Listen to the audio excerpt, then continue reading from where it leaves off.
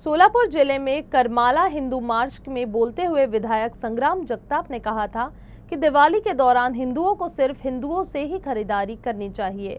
अब इसके बाद अजीत पवार की राष्ट्रवादी कांग्रेस पार्टी के दो विधायकों के बीच काफी तनाव बढ़ गया है।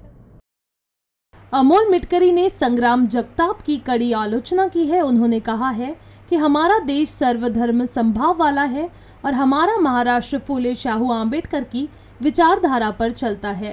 पार्टी ने जगताप को नोटिस दिया है और अजीत पवार ने भी उन्हें नसीहत दी है। उम्मीद है कि वह अपना कथन वापस ले लेंगे। इस बीच मिटकरी ने मुंबई में क्रॉफर्ड मार्केट में मुस्लिम दुकानदारों से दिवाली के पटाखे खरीदते नागरिकों का एक वीडियो पोस्ट किया।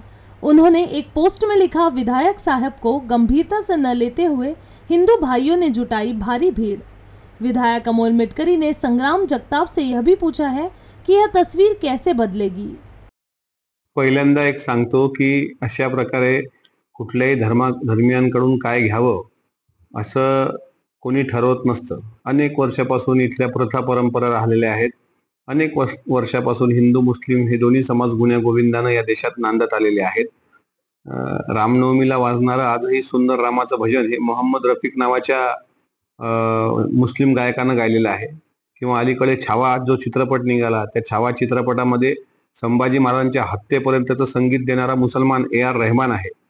त्याच्यामुळे याच्यात हिंदू मुस्लिम हा वाद कुठे येत नाही। आणि रंगावरून जर जातीची ओळख होत असेल तर आता उद्यापासून भाजीपाला खाणं बंद करावं लागेल, कारण तो हिरवा असतो। उद्यापासून झाडं तोडावे लागतील, कारण ते हिरवी असतात।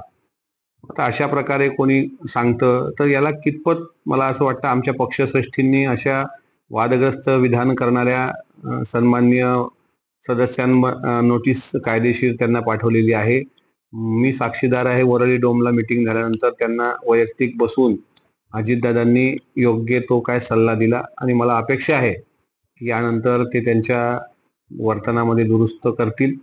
कारण महाराष्ट्रामध्ये शिवशाहू फुले आंबेडकर आणि डॉक्टर बाबासाहेब आंबेडकरांच्या संविधानानुसार इथं प्रत्येकाला जगण्याचा बोलण्याचा अधिकार असल्यामुळे सारे जहां से अच्छा हिंदुस्तान हमारा, हम बुलबुले हैं इसकी गुलसिता हमारा, मजहब नहीं सिखाता आपस में बैर रखना, हिंदी है हम वतन है, हिंदुस्तान हमारा हे लिहिणाऱ्या मोहम्मद इक्बालने या देशाची गरिमा जपलेली आहे। त्याच्यामुळे कोण सांगितल्यानंतर अशा प्रकारे लोक ऐकतील असं नाही। मी स्वतः क्रॉफर्ड मार्केटचा एक व्हिडिओ तुम्ही पाहिला असेल, काल ट्विट केला की सुफा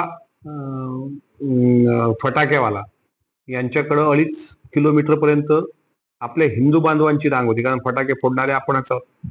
आज मुंबईतली काय परिस्थिती आहे, अख्खा बोहरी समाज असेल, मुस्लिम समाज असेल, क्रॉफर्ड मार्केटचे सगळे होलसेल व्यापार त्या लोकांचे आहेत आणि घेणारे सगळे हिंदू समाजाची लोक आहेत। हे तुम्ही कसं बदलणार चित्र? किंवा भैया लोक सर्व टॅक्सी चालवतात, टॅक्सी चालवताना उद्या म्हणणार तुम्ही हे परप्रांतीय, त्यांना हाकलून द्या। त्याच्यामुळं भाषिक वाद, प्रांतिक वाद आणि जातीवाद हे आपल्या संविधानाला मान्य नाही। कोणी असं कितीही म्हटलं तरी संविधान जिवंत असेपर्यंत अशा प्रकारे कुठल्या एका विशिष्ट पक्षाचे झेंडे, विशिष्ट कंदील असं लावून लोकमान्यता भेटत नाही। काही वेळ मनोरंजन करून घेता येऊ शकतं, पण ते चिरकाल टिकत नसतं। स्वर्गीय यशवंतराव चव्हाण ज्यांना समजले ते अशी कामं करत नाहीत।